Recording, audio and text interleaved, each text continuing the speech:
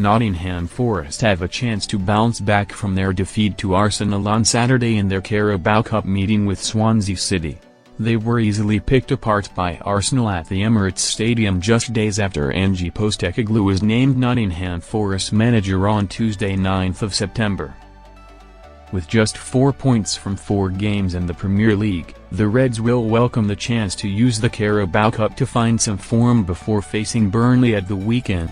Douglas Luiz has been tipped for greatness at Forest after joining the club in the summer, but Postecoglou needs his whole squad to raise their performance levels after an uncharacteristically weak midfield and defensive display against Arsenal. Nottingham Forest travel to Swansea this evening for their first Carabao Cup clash of the season, but it's worth keeping an eye on the weather. The Met Office has issued a yellow weather warning over potentially high levels of rain. The match is not currently under threat of cancellation, but there's a warning over floods, so local police and match officials will be keeping a close eye on the conditions heading towards kickoff.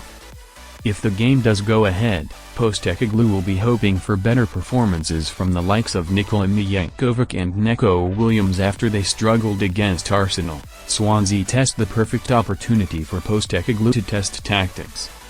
Forest's decision to sack Nuno Espirito Santo and replace him with Postecoglou was a risky one, but now, the Australian coach needs to prove why owner Evangelos Marinakis made the decision.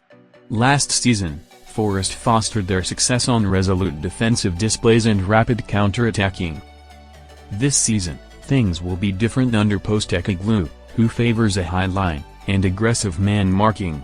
It will result in more goals conceded but also should deliver more entertaining football. The likes of Chris Wood, Callum Hudson-Odoi and Morgan Gibbs-White should flourish under the former Spurs coach, but it will take time.